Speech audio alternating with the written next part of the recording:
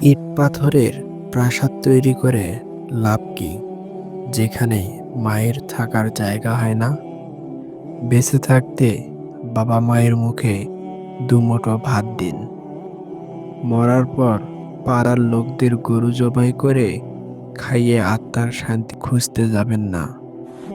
সূর্যের তাপ আর বাবার রাগ দুটোই সহ্য করতে শিখুন, কারণ সূর্য ডুবে গেলে দুনিয়া অন্ধকার, বাবা চলে গেলে জীবন অন্ধকার।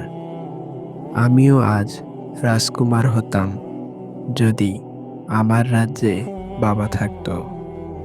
বাবা আর একবার ফিরে আসা যায় না। সূর্যের তাপটা এখন সোজা মাথায় লাগে।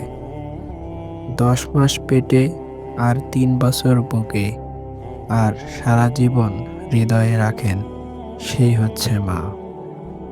বাবা মায়ের অপূর্ণতা পৃথিবীর কোনো কিছু দিয়ে পূরণ করা সম্ভব না।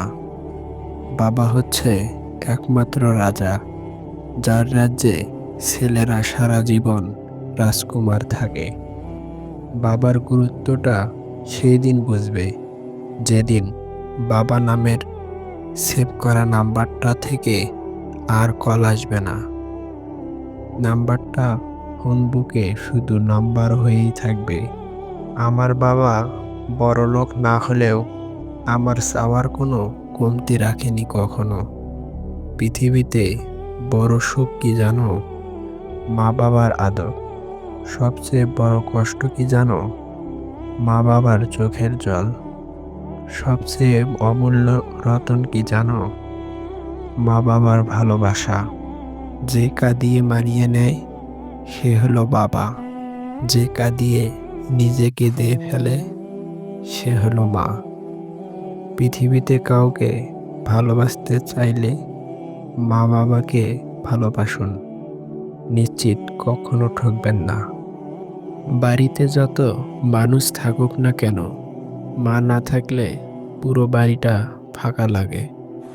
আমি ঘামতে দেখেছি কিন্তু কাঁদতে দেখিনি, তিনি হলেন বাবা। কার বাবা পেশায় কি সেটা বড় কথা নয়, তিনি একজন বাবা, এটাই বড় কথা।